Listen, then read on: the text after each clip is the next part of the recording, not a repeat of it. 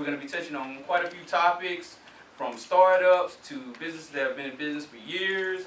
And so I don't want to hold y'all up just talking about us. We actually do this presentation every time we do it. Our name of our organization is the Entrepreneurship Council, and our focus and goal is to help businesses learn about how to get started as well as grow. We've been in existence for quite some time, and we have a wonderful team. My name is Mackroyce Corbitt. I'm a business owner myself. I own computer printing, etc. I'm a part of the Entrepreneurship Council as the chair. We also have my secretary here. He'll say a few words. He's with Troy University, Dr. Voss. Oh, you want to say a few words? You want to say a few words? I can just introduce everybody. I know we got some, so. Well, Troy University in Dothan, we host the Entrepreneurship Council seminars during the academic year over there. I think we're making an exception for August because that's week 2 of our new session, so that's cool. We have a bachelor's degree program with a concentration in entrepreneurship at Troy in Dothan that we created right there for that purpose. We also have the Center for Entrepreneurship and Economic Innovation, and it's through that center at Troy Dothan that we host all of the events when we have them at the Troy location. I think that's it, right? Hey, that'll be fun. Now we also have the Chamber of Commerce that's involved with us, Dr. Steve Tarkowski. He's also been with us for quite some time. Would you like to say anything about the Chamber of Commerce course is all about helping people stay in business. We help you get into business. We hope through efforts like this. You can always enter the program of learning about how you can get into business by coming by the Chamber of Commerce. And we can reiterate some of the things you'll learn here, or we can maybe provide you some guidance on some other issues. We also work with the Small Business Development Center at Troy University, and they come down the second Tuesday of every month. And if you need counseling from some of their experts who have long experience in business, then we can set you up an appointment there. Just give the Chamber of Commerce a call. You do not have to be a member of the Chamber of Commerce to receive those services. But once you're in business, we'd sure like to see you as a chamber member. Thank you. Also involved is the Mixon Business Center. Here, Ms. Ashley's representing them. She's the manager. Would you like to say a few words about this wonderful center that we're in today? I'm Ashley Wolf, and this is the Mixon Business Center. We rent out small businesses to either new companies, or rent out small businesses. Lord, if we did that, we'd be doing really good. Rent out small office spaces to small businesses either starting out or pre-existing. It helps cut down with the overhead costs as far as lights, all of your utilities that you would use, your internet, your phone, cable. You pay rent and you pretty much get access to the whole building, conference rooms. You get a tap card to come in and out 24/7. You're more than welcome to use any of the materials we have available. If we don't have it, we'll try to help you get it, or at least point you in the right direction where you can. We also rent out the outside suites as well. On the outside suites, you are responsible for your own utilities, internet, and things like that. But if you have any air conditioning problems or something like that, I'm the person you call. We also provide $20 a month virtual tenant service. So if you run an in-home or mobile business, that is a plus. Nobody has to have your address, and you guys, $20 a month, and all of your mail comes here, your packages, all of your deliveries. We call you and let you know whenever you have something available. And you can also rent the conference room for any Yes, and that's meetings something that you I might have have not with been customers. stressing. $25 an hour. We will do birthday parties. Don't bring a stripper. Well, darn.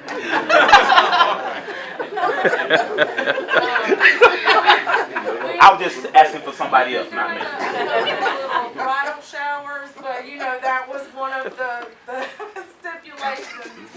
You can bring in food, but don't bring in that. We are family friendly. So if you guys have anybody that's having a birthday party, a baby shower, some kind of small gathering where they would need space, a meeting, $25 an hour is not bad at all for the amenities that you would be able to receive. This. And now last but not least, these are the most important people that we have. On any of the flyers that you see, you usually see some names of some individuals that we call our sponsors. We actually have 2 groups of sponsors that are here tonight. They did a wonderful job on the food. If y'all would, give them a hand for that. First, we'll mention our TV personality, Ms. Rosalind James, who's with Alabama Extension. If you would like to say a few words. Yes, we're with the Alabama Cooperative Extension System. We're affiliated with Auburn and University and Alabama A&M, and we're in the process of developing a national entrepreneurship website where you can promote and advertise your business nationwide. And we also are working on a certification program for all entrepreneurs in Alabama. And I'd also like to mention our other sponsor, who I've been banking with for quite some time, but was very impressed with what they came to me with. They said, how can we do something for you? Or what can we do for you? And that is Compass Bank. We have Mr. Jeff here, who's representing Compass Bank. Would you like to say a few words? Very quickly, thanks for the opportunity, Mackroyce.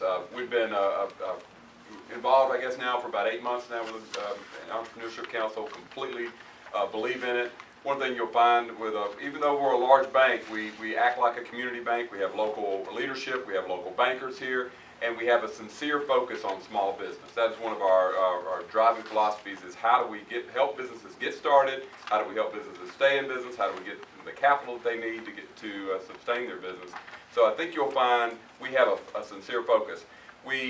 If we can't do it in the bank, we will find another avenue, such as we'll get an SBA enhancement, or the Planning Commission has some alternatives for us, or can we go through pathway lending, who will present tonight. We will try to find you a solution. We're not going to just say, you're not going to just be a yes or no bank. If we can't say yes, we're going to find a way to say yes in some other way. So please give us a chance to earn your business. Thank you.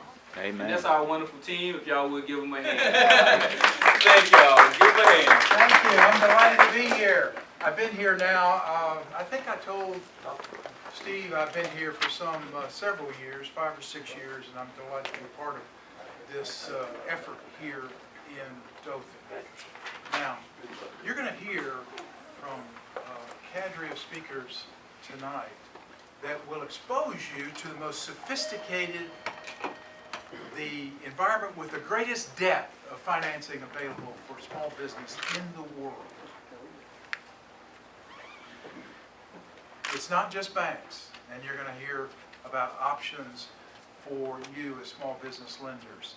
We have echelons of different lenders who can help you in a variety of ways, many of them with mandates to help small businesses that are inherently disadvantaged and perhaps living in areas with a lack of equity and homes and other reserves that might cause traditional lenders to pause.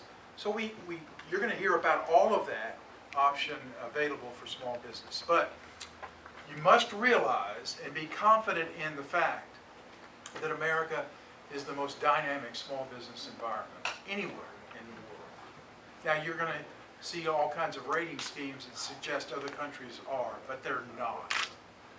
For every consideration in starting a small business, you have help and tools here in America that no other place has. Now, I want to urge you to take advantage of it. And we're going to talk about how you can do that. And I hope you'll leave here, if nothing else, with some of your questions answered and a determination to get help if you want to start a small business. Okay? That's what we're about, helping you succeed in small business. Now, I work with small business clients every day.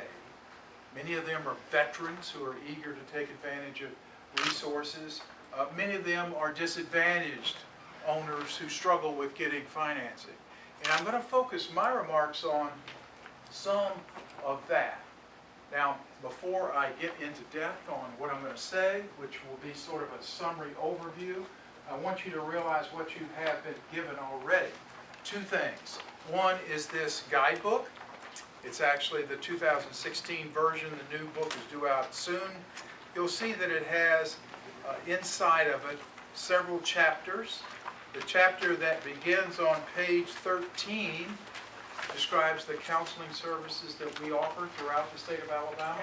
I urge you to review those. You'll see that the Troy SBDC, which serves southeastern Alabama, is listed there in their contact information. Now, here's why this is important. If you've never done a business plan, you don't know how to do one. You don't know how to analyze an opportunity.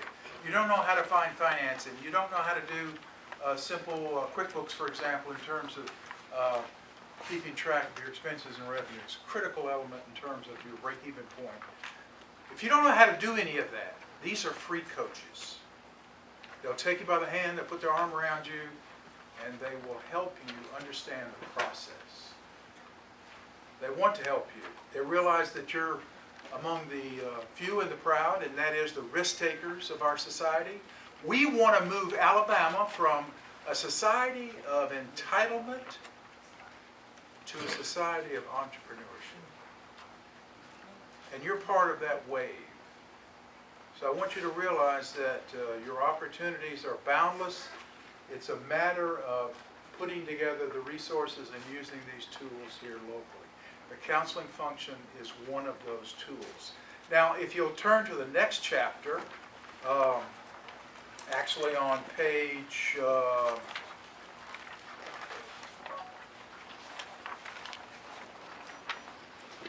22, you'll see a narrative chapter describing the various SBA loans. Now, a word to the wise here.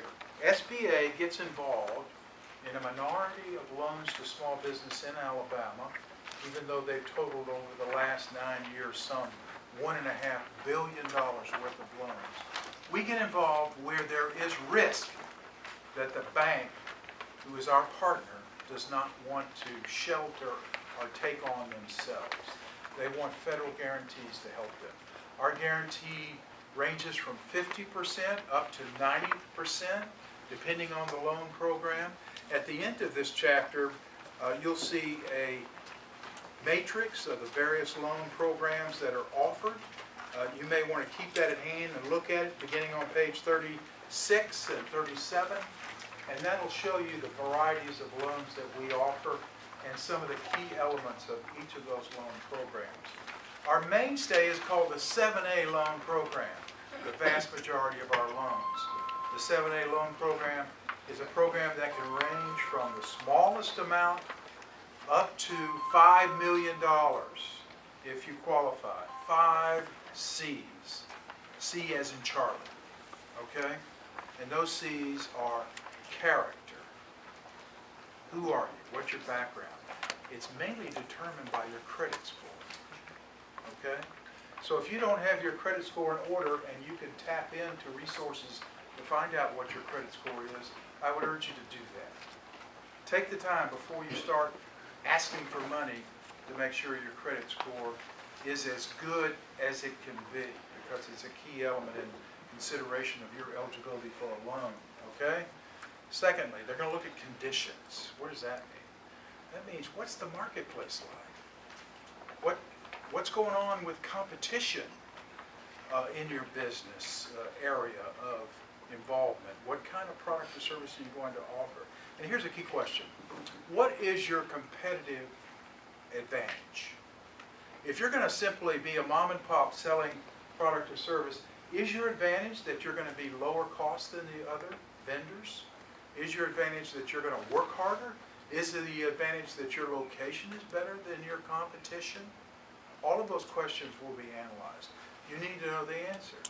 You need to know why you feel like that your opportunity is the one that's going to be extremely competitive with the competitors that are already out there. Now, some of you may have unique products and new products, and we've got special help for those kinds of opportunities. But by and large, you're going to have to determine what the condition of the marketplace is as you analyze this process of working with these counselors I mentioned.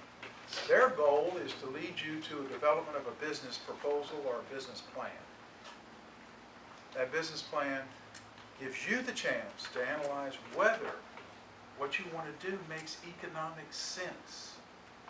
Because the key element of a small business endeavor is, can it make money? Now, it's not about welfare. It's not about charity. It's not about helping your brothers and sisters. There's an element of that, of course, in every entrepreneurial endeavor. But it's really about making money for you and your family.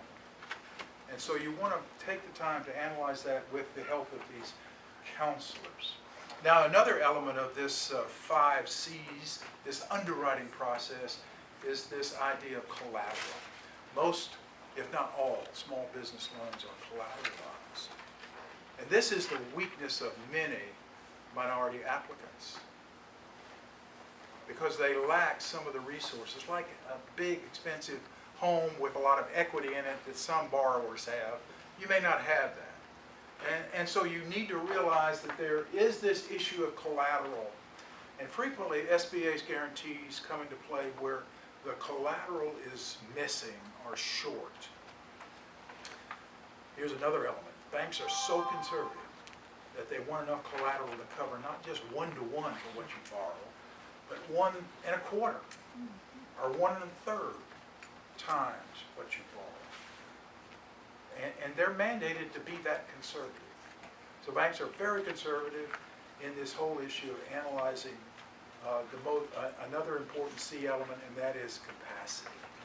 Capacity means your ability to repay the money from, first of all, the net cash flow positive of that business, the free cash, if you will, after you cover your expenses. Do you have enough to repay them monthly? Because the note will be due the very first month of that term, okay? Capacity is critical. Now, if you don't have capacity, the other C is called capital. And it means, what commitment are you making with your own money as a percentage for a down payment? The bank doesn't want to be the only one funding your endeavor.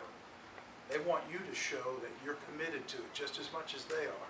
So they're frequently going to demand, and they have the right to demand, that you put money up front, because that's critical in terms of capacity, because you don't have customers at the beginning.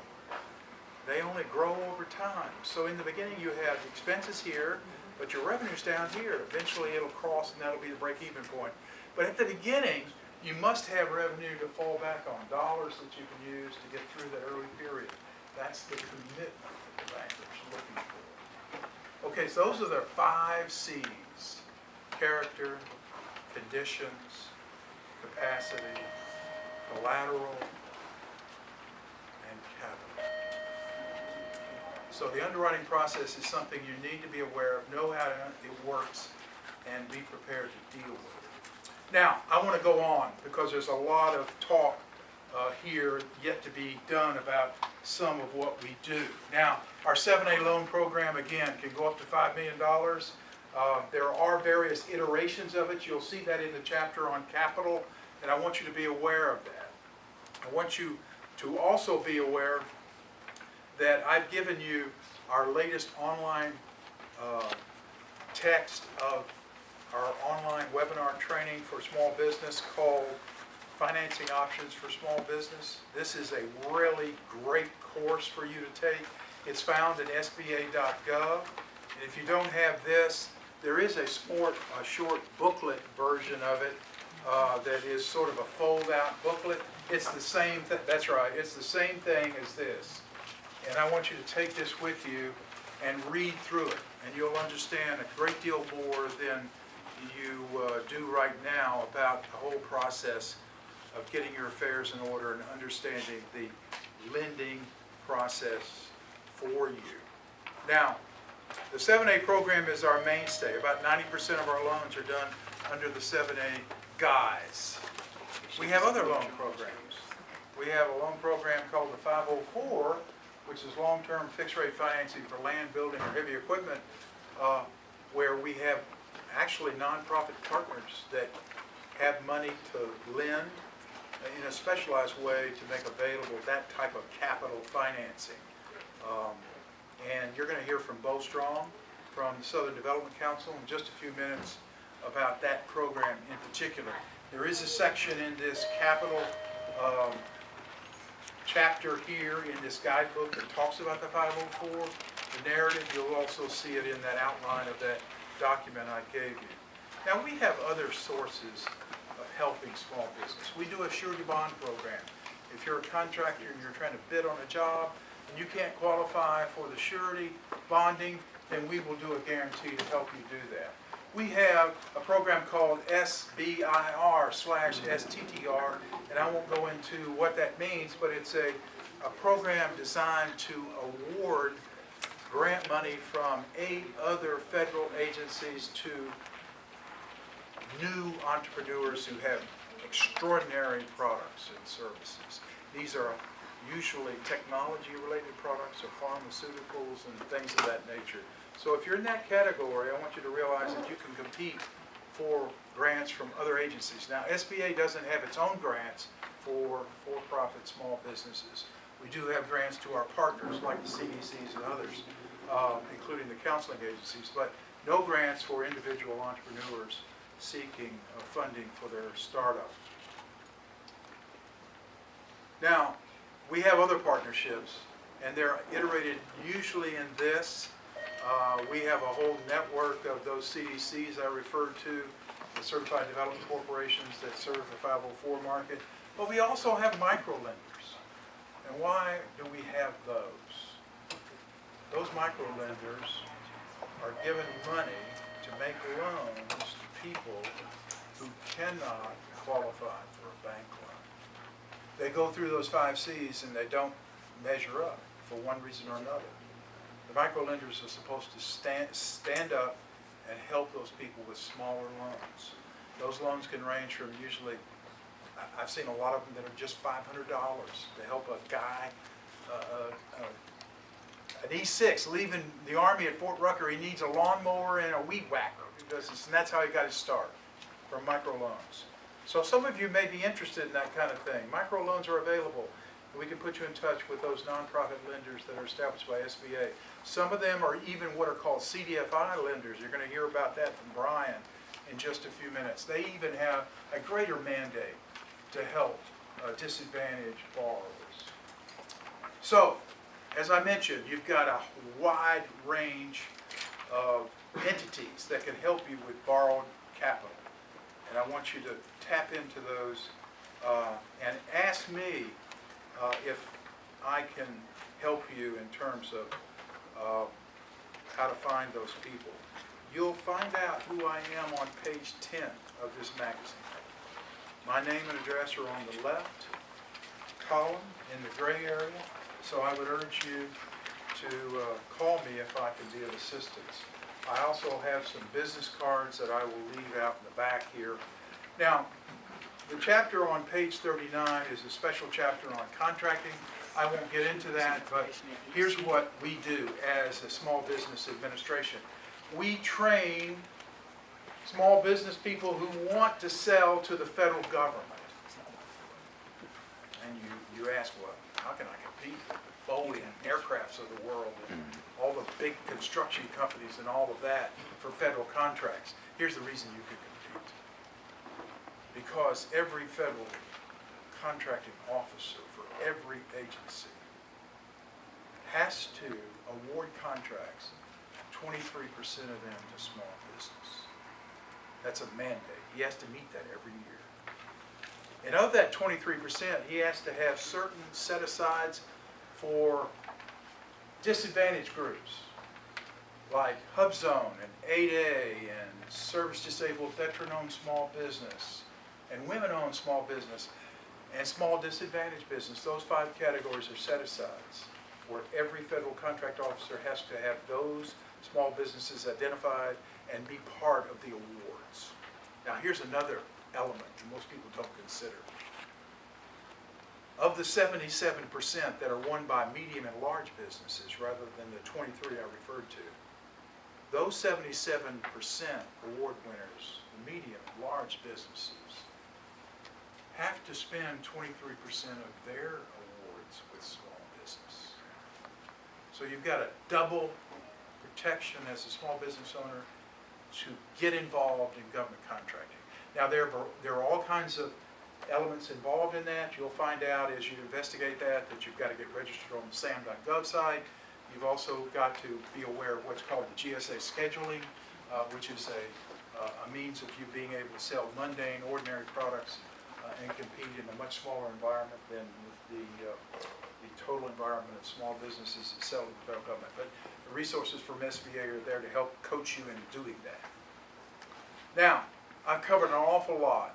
A lot of it in detail is in this magazine and in this training, which you can take and read, or you can go online to sba.gov/learning center and key in on the financing title. And you can go through this online at your leisure. You know, we are really blessed to be in America with all of these resources designed to help you. So I want you to understand them and use them for your benefit. He's here to help. In this book, he had his information. All you have to do is access that information, give him a call. If y'all have any questions, definitely. And we're going to move right along to our next presenter, which is Mr. Bo Strong, and he's with Southern Development. It's kind of tied together, so once he finishes, we're going to let y'all open the floor for question and answer, and then we'll move to our next section. Give Mr. Bo Strong a hand, y'all. I like to clap it ahead of time. I'm Bo Strong. I'm with Southern Development Council. Just like Mr. McMahon said, we work primarily with the SBA 504 program. When SBA, what I want you to know is when SBA created that program, they wanted it administered by companies like us. We're not somebody trying to create or carve out a niche. This is how this program is intended to operate. Our focus is that we are kind of a conduit. In other words, you work with us as opposed to working directly with SBA. We're not here today, put it together, gone tomorrow. We're here today and we're around for the life of the 504 loan. Like I said, we specialize in the 504 loan program. It was created to finance long-term fixed assets. When you think of that, think of buying land and building a building, buying a building, or buying long-term equipment. You can add in necessary short-term expenses involved in that. Like if you're going to buy a building, you got to have appraisals, you got to have surveys, and things along that in buying property. In building a building, you're going to have your cost of engineering and things of that nature, your soft costs. In buying equipment, there could be freight, there could be installation of that equipment and things of that nature. It's a multi-loan program after everything is said and done. In other words, everything we do, we partner with a bank, a lender. We do a lot with BBVA Compass, as well as other banks. But so every loan we make, it's not just us, it's us and the bank. And so your bank is your lead lender, and then we're a secondary lender behind the bank. So when everything's said and done, you'll have two loans. The benefits to this program is less money down as compared with traditional bank financing and long-term fixed rate financing. I won't get into the details unless you want to talk later, but the SBA loan, the benefit with this is long-term fixed rate financing, like a home loan. It has terms of 10 or 20 years. We're talking long-term assets, that's why it's long-term financing. And the interest rate's fixed for 10 or 20 years. And the rate is usually a below-market rate. The idea of this program is for the small business owner to leverage or borrow as much as they can against those long-term fixed assets and put little money down. Because where we shine is with startups, is with new businesses, or businesses going to the next level. A lot of times I deal with a lot of startups. People have a great idea and they need to buy equipment or they need to buy a building. The other thing I deal with are new businesses that have been around like 3 to 5 years and they're in lease space. because it's easier to lease a space when you start up sometimes, it's rather to go on the hook and buy a building. Can't tell you how many times I talk to business owners, they've been around for 3 years, they're growing great, and they need to buy a building because they need more space. That's where we come into play. The next thing is that you take that business that's been around, he's got one location, now he wants to go into another market. Let's say you're here in Dothan and everything's going great and wonderful, but you want to have a second location in Enterprise. We do things like that. That's where we shine. We help people grow and expand, and then the necessary thing, well, what also happens with that, which is SBA's charge, is we create jobs.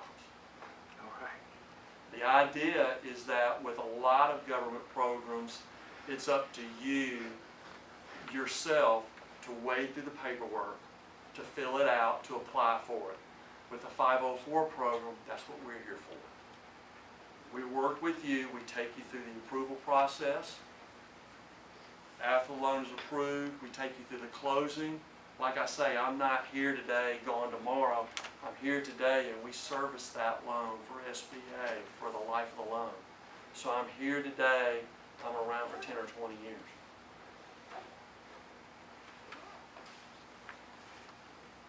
Am I boring you?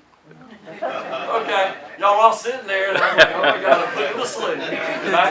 I'm really good at that. No, we're like where you been all of our life. Yes, Like- everyone was soaking in all of the knowledge. I like it. I like it. I'm feeling good. I like this audience. Can y'all be my audience from now on? A real quick thing. I don't want to beat this to death, but Brent was talking about this. I've been with Southern Development. Well, this program's been around. A little bit about us. I didn't need to say that. The 504 program's been around since 1980. Southern Development Council's been around since 1983. We cover the entire state. And I've been with Southern Development Council since about the early 90s. But this book is very deceiving. It looks like a magazine, it's real glossy, but there is a wealth of information in it. I can't tell you how many times I tell people, I give them out, I tell people to find it online, and y'all have it. So I would encourage you to take it with you. Office Bank, and she's going to talk about some of the various programs that they have for their clients. Thank you. Everybody give her a hand. Well, first of all, I want to start by saying I get the pleasure of partnering with so many of these guys that have talked to you already tonight, and then the guy that's going to follow me as well. And so I love that because I've worked at several different banks, and working at BBVA has given me more of an opportunity to tell people, rather than no, I can't finance your business, well, I may have another option for you. And so that's what's exciting for me, because I don't like to tell people no. I like to make people happy. I want to see people smile. So I'm going to tell you guys a little bit about what I do, and then a little bit about how I find avenues sometimes whenever it doesn't work traditionally in the bank. So I'm the professional banker at the bank. I bank a lot of doctors and people that are easy to get bank financing. They've been in practice for years and they've made a lot of money and that kind of thing, and so it's easy to get bank financing for folks like that. But it's not always easy for everybody that walks in my office. And so that's where I come in to talk to you guys today, because I don't like to tell a small business that's only been in business for 1 year, or that's only been in business, or maybe hasn't been in business, but they want to start a business. No. So let me tell you though, first of all, kind of the standard when you're walking in the bank, and kind of explain to you guys why. We're not mean bankers. We don't like to tell people no. The bank doesn't necessarily want to tell people no, but our hands are cuffed a bit by government regulations. And so these are some of the standards that we have to follow whenever you're walking in and you're trying to get a small business loan. Typically, and Brent touched on some of these, typically you have to be in business for at least 2 years, and you typically have to provide 2 years worth of tax returns that show a net profit or maybe some depreciation to add back to that, so that we can show that you're able to service the debt that you're asking for. So that's a big thing. I mean, not everybody has been in business for 2 years. Not everybody has tax returns to prove that. And so that's where I come in, because I can connect you with some of these people that maybe I can't do it, but they can. So another thing that I wanted you guys to understand is debt service coverage ratio. This may be a little in depth, but I want you guys to really understand it because this is what the bank's looking for. Whenever you come in and you try to get a bank loan, let's say you want to go buy a building for $100,000, they're going to take the debt, the payment requirement for that building, and they're going to take all of your personal debt, and they're going to take all of the business debt that you've already acquired, and they're going to add all of that up. So you've got your debt. And then they're going to take your 2 years tax returns from you personally and from your business, and they're going to add up that income. And they're going to divide that income by that debt. And they want to see that you can service those annual debt payments more than one time. We find all the time that people can't always do that. And so sometimes they can, and that's where you can qualify for a traditional bank loan with me, but sometimes you can't. And so we've got other avenues, and I'm going to talk about that a little bit further down because I do SBA lending at BBVA Compass Bank, and I partner with Bo when somebody needs a building sometimes, and a 504 SBA loan is a better fit for them. But let's continue the traditional bank financing. A lot of times what we have to see traditionally in the bank is consistent or increasing revenue or net profit. So when we're looking at 3 years of tax returns in a row, we want to see that, you know, if you made $100,000 this year, you made at least that, well, let's say if you made $100,000 in 14, you made at least that in 2015, and you made at least that in 2016. And your revenues weren't all over the board. Your revenues were, you know, stagnant or increasing. And so that's not always the case with small, but I mean, we have economic downturns. We have things that happen that prevent that from being the case, and that can prevent you from getting a traditional bank loan. Typically within the traditional bank, you can't get financing if you've got bankruptcy or if you've got a really low credit score or a lot of delinquency that's showing on your credit bureau report. And then in addition to that, you typically need some type of collateral when you're financing with the bank. But that collateral, we can't always use 100% of the value of that. Sometimes it needs to be only 80%. And so that's where we bring our partners in. So that just kind of gives you an idea of what we're looking for when a business comes into the bank and they need a traditional bank loan.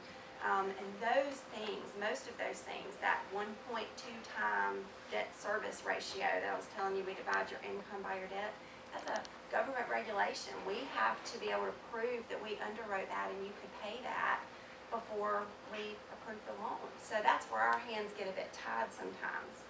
But the government's good, and they come in and they offer these SBA programs. So I'm going to tell you a little bit about that and how I work with those. I think Brent gave you a great overview of 7A loans, and Bo was able to tell you a little bit about 504 loans. I think it might help to make that settle a little bit if I give you some examples maybe of what we've been able to do with some of the bank SBA financing. So for instance, I had a restaurant about a year ago, and by the way, if you're a restaurant and you come in for a traditional bank loan, it's kind of one of those things that it's risky. The revenues a lot of times are like this, and it's hard to get a traditional bank loan.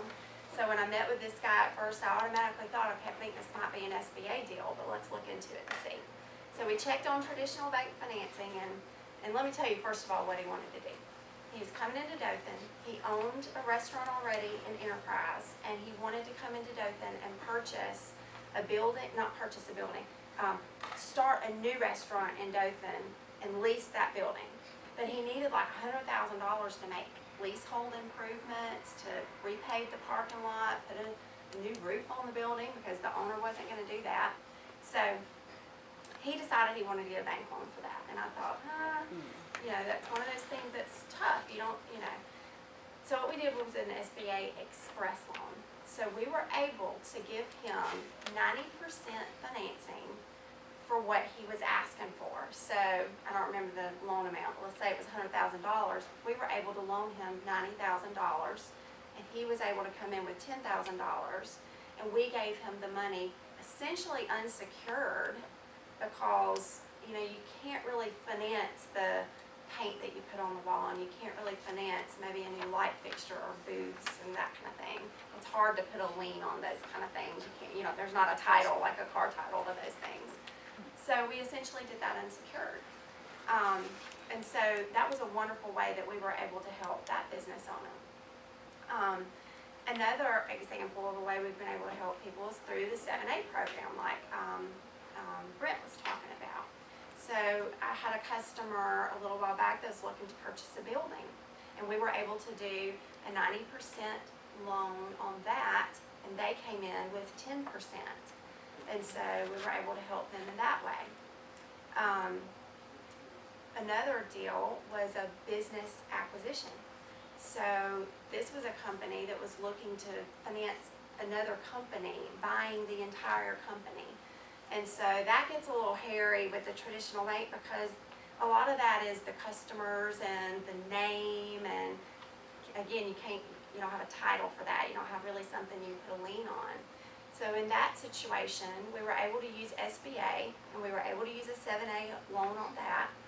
And these folks were able to finance, I believe it was 75% through the bank, and then the seller of that business did what we call a seller note for the other 25%. They essentially came out of pocket with nothing to finance this whole thing. And so that was a really cool deal. That's not always the scenario. Sometimes you still have to have a little skin in the game, and they had some other scenarios that qualified them for that. But that was a way that we were able to help them, where they came to the traditional bank. That loan amount, by the way, was $1.9 million. They came to the traditional bank. I couldn't have lent them $1.9 million unsecured, essentially, because they're just buying a business. And it wasn't the buildings and everything, it was just the business name and the customers and that kind of thing. So that was how we were able to use SBA to help that company. Let me get back to my notes so I don't bore you guys here. I wanted to be able to offer you guys some tidbits, just some information on if you go to the bank, you go to get an SBA loan, or you go to get some other type of loan, what are some things to expect and some things that you can that can help you kind of get through that process. And the very first thing that I thought of was be patient. With an SBA loan or any type of loan to a new business, it is riskier for the bank, even though you've got an SBA guarantee. There's a lot of paperwork involved.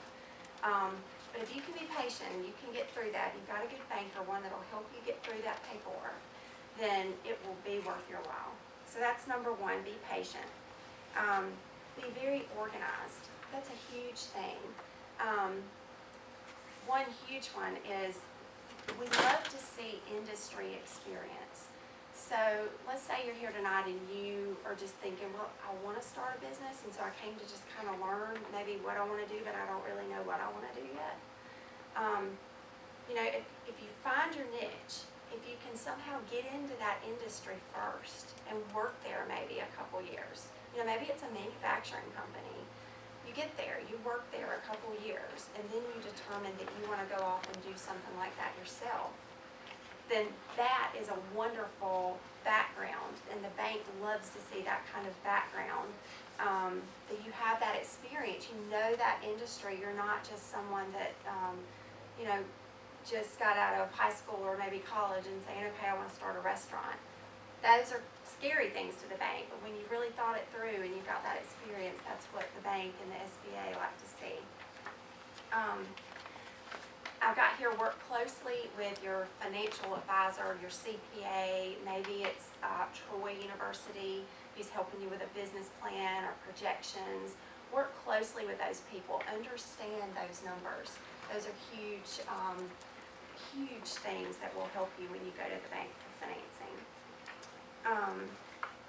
So I don't run over, something that I wanted to mention while I was up here, a representative from the South Alabama Regional Planning and Development Commission wanted to be here tonight, and I think that she had another obligation and wasn't able to come, but I have partnered with them some as well. So I partner not only with the SBA, I partner some with the South Alabama Regional Planning and Development Commission, and then also with Brian Denny from Pathway Lending, who's about to speak to you as well. Whenever some of those other options just really don't work, we can bring Brian in a lot of times, and he can really help a lot of businesses as well. So let me tell you a little bit about South Alabama Regional Planning and Development Commission, since they're not here to talk to you about that. They have a couple of options too for borrowers. They get grant money, and the whole intention of that government grant money that they get is to lend it back out into the community to create jobs. So a lot of what I partner with them on, this is what I'm most familiar with, so that's what I'm going to talk to you about. But I will tell you this, there's some of their brochures on the back desk. So if you want some additional information on them, please pick some of those up. But a lot of what I partner with them on is gap financing. So let's say you're a small business owner and you come to me in need of $100,000, and we're telling you, because let's say you've got a project you want to do, you want to buy a building, let's just say, and we're only going to finance 80%, and we need you to come up with the other 20%. That's $20,000. Not a lot of that. Not a lot of people have that sitting in their bank account, able to put that up for a building. So we can partner with the Regional Planning and Development Commission, and sometimes they will come in and do that 20%. Thank you. This is what that brochure looks like. Sometimes they will come in and do that additional 20%. And then sometimes maybe they'll do 10% and then still want you to put 10% in. It all everything varies. But they are wonderful to kind of fill those gaps where the bank can't always do those full measures. So I will leave you with that, but I want to tell you a little bit more about what we do other than just lending, so that you guys will know whenever you do get to a point where you got your business going and you need services and you're like, where do I go? So BBVA Compass Bank does things like merchant services. So if you're a retailer or a restaurant and you need a credit card machine, we do that kind of thing. We do things like payroll for your employees. I've got a company today that I was working on their payroll. It's 130 employees and they needed to be paid by Friday. And so we have a program where they can have a CPA go in there and pay all their employees, and we have that all set up through the bank. We do little things like being able to take a picture of your check and deposit it directly into your account with your iPhone. That's pretty cool. We have a lot of neat technology like that. See if I'm missing anything here. Wallet, that's really cool. That can be for you personally or for your business. But BBVA Wallet is an app that you download on your iPhone, and you can see anytime your debit card is swiped. You can see that expense go through, and it comes up like in the form of a text message on your iPhone. Or credit card, absolutely. You can either way. And so it comes up like a text message on your iPhone, and you can even choose to not do that on your iPhone. Let's say not pay that. Let's say it looks like fraud to you and you think, oh, I didn't do that. Let me choose to decline that for my iPhone. You can do that with the app that we have at BBVA Compass. So just a lot of all-encompassing bank products that I wanted to make sure I threw out there to you tonight as we were talking. Love the opportunity to help any of you. A lot of times I am the stop. If I can't offer you a traditional bank product, I may look to SBA. If I can't do SBA for you, then I may get Brian Denny involved. So a lot of times I am the stop before you go anywhere else. And I can even tell you, Troy University is wonderful. And I know you guys have been in some of these meetings before and heard that, but they're wonderful to help with business planning and that kind of thing. And so sometimes I've urged business owners to go there and maybe come back. So just thank you. Appreciate the opportunity to talk to you tonight. And I think Brian may talk before questions, but love the opportunity to answer any of your questions. All the way out of Tennessee? Actually, from Birmingham. How many people were here last time I spoke? I'm done. I'm good. All right. Y'all have my brochure with you? The pathway on top. I think they passed them out. I guess the speaker probably should have got one, so I could know what the speaker got. Last time I had somebody working at television. So how many people know what CDFI is? Anybody ever heard of that? Community Development Financial Institution? Well, you know what? They're pretty new to the state of Alabama. We are certified by the Treasury Department. Our mandate from them, we only do commercial lending. 60% of our portfolio has to be low-income, rural, or minority-owned businesses. If it's not, we lose our certification, and we basically go out of business. Banks do business with us, like BBVA, because we can help them get CRA credit. They lend us money, and we can turn around and relend it to minorities, low-income rural areas that are considered more risk to a larger bank in some areas. We can do it, we absorb the risk, and they get the credit for it when it comes to regulation and audits. So we're very excited about partnering with BBVA. Let me tell you a little bit about myself before I get into this. Like everybody else that spoke to you, I'm an ex-banker, been in the financial industry since '98. Been in the branches, started off as a teller, running a teller line. You know, you go into a branch today and people complain about 5 people being in line. Back then when I was in the, anybody know where Bessemer, Alabama is? Oh, yeah. So I ran a bank downtown Bessemer, and on the 3rd of the month, we do our little group huddle, and there we had like 7 or 8 tellers. They'd be crying because they would not want to go out there that day because there'd be 250 people waiting in line. And back then, literally, you go to the bank to cash a check, you wait 2.5 hours. There'd be 150 people in front of you. You know, and it was just different. Today, you go, you do it on your phone, you get direct deposit. That wallet thing is just, if you don't have that, you should just go to BBVA tomorrow to get that thing. I'm on the road all the time, so that's perfect for me. And I own a couple of small businesses, so I'm thinking, man, the checks I get in, I can just click and go. But anyway, so I've been in banking for a while. Been a business banker. I've been a commercial banker, so I've dealt with companies, you know, $250 million a year in revenue. I've been a market president. I've created 2 de novo branches, a whole branch network in Nashville for a bank. So I know a little bit about banking. I knew enough to get out of it for a while, and I got sucked back in. And the way they got me sucked back in, they called me one day and said, "Hey Brian, how would you like to make commercial loans again?" I'm like, "No, I'm kind of done with that." They said, "Well, if it's a nonprofit?" And I just said, "Now I don't understand you. There's not a nonprofit bank on this planet, I promise you. Just not how we think." So then I said, "Okay, I tell you what, we'll talk about it. Let's talk." So I met with them, and we're out in Nashville, Tennessee. Been in Nashville since '99, so I drive up there. I talk to them, and I started asking them questions. I'm like, "Where's your commercial, your credit policies and guidelines manual?" And they're basically saying, "Well, we don't have one." So I'm sitting here thinking, all right, now you're a nonprofit, so you're already a tree hugger, and now you're telling me you don't have a policy manual on how you underwrite credit. That would make every bank in America go just start drinking that day, I promise you. Because all you hear about is risk, right? Risk. If you don't have a policy to mitigate it, how in the world do you even handle it? Well, here's their answer. We're mission-based. What do you do with that? And my father's a pastor, guys, and I'm sitting here thinking, you're a bunch of idiots. You gotta lose every dime you lend. But it's not the case. So we do things that traditional banks can't do or really truly don't want to do. And we're not, by any means, competition for a bank. We partner with banks. We don't have all these cool iWallet things. We don't do deposits. You can't open up a checking account with us. You can't get a personal credit card with us. We don't do any consumer lending whatsoever. We are strictly commercial lenders. And we are strictly commercial lenders for entities across the state that cannot qualify for traditional banking. Let me say this in other words. We are not a grant.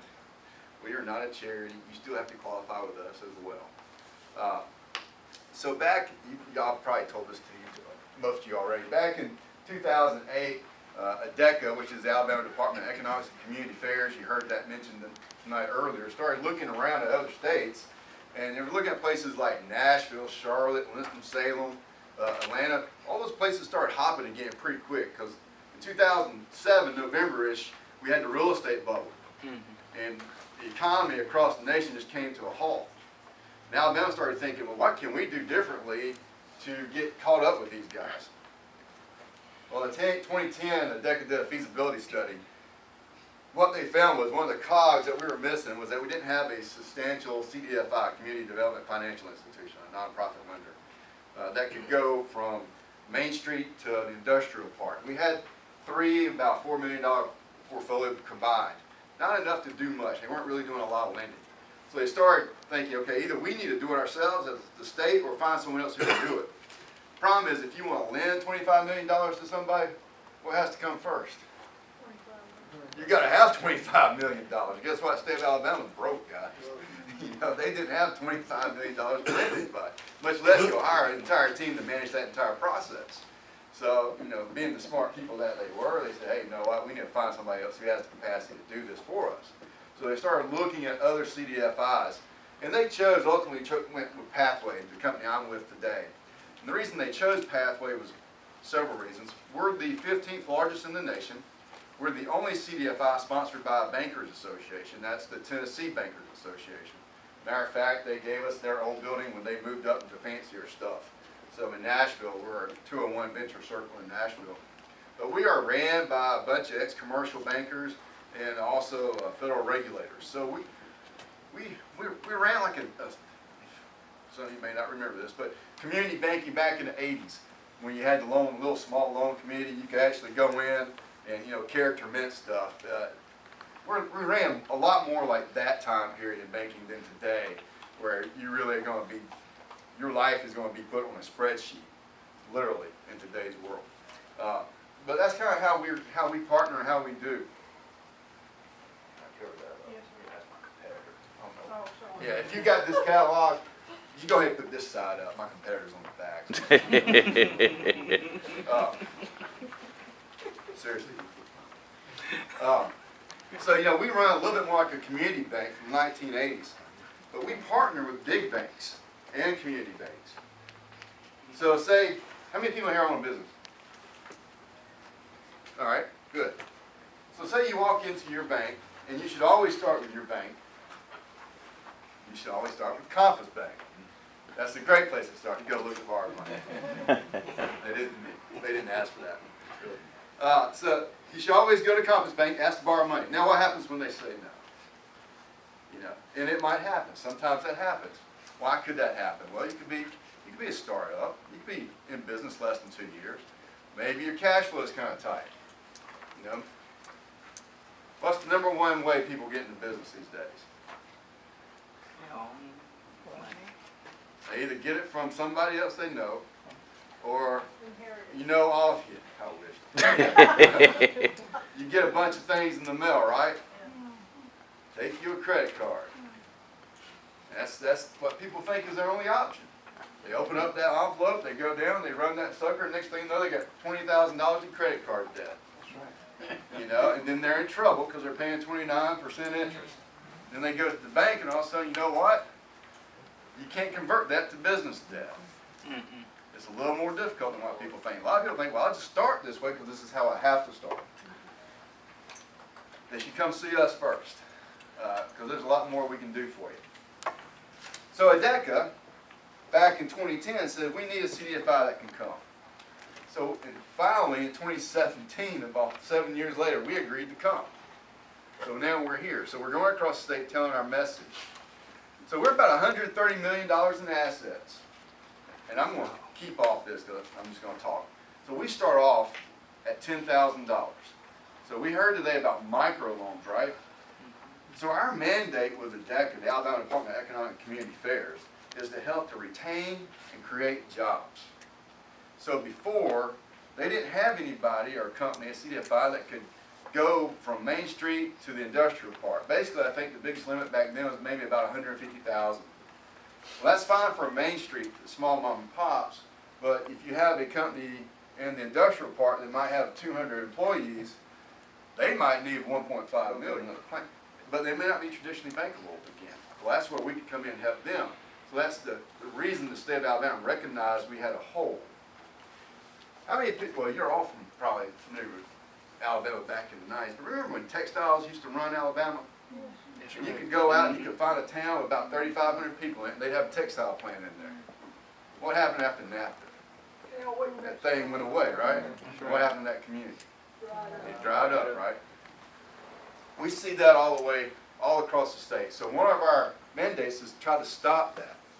We don't want jobs leaving Alabama any longer. And we're seeing that trend again with baby boomer generation now wanting to retire, especially the ones that own businesses, because it goes back to, you know, children didn't want to stay in Alabama. They wanted to move, right? So mom and pop been running this business 40 years, They called Genia, who's now sitting over in Atlanta, and said, hey, we're wanting to take it to the house. You need to come run this business. You know what Genia's saying? Ain't no way I'm moving back to Dothan, Alabama from Atlanta. This got 4.4 million people in it. Every bar in town's hopping at night. Damn, I'm not coming back. Sell that sucker and give me a check. So what does mom and dad do? They go to the person that's been working for them the longest, right? But what happens? If you've been a plant manager somewhere for 30 years, and you go to the bank and you want to buy a $4 million business, what are they going to ask you? Well, what are you bringing down? So we can help that issue one or two ways. So a good bank like Confidence Bank may say, that's fine, we'll do 75% financing. And you're like, well, that's great, how do I come up with the 25%, right? Well, if the seller won't do it, we can do it. We can come in and we can do what they just called gap fill earlier. So now you can get someone who owns that business, who's been in that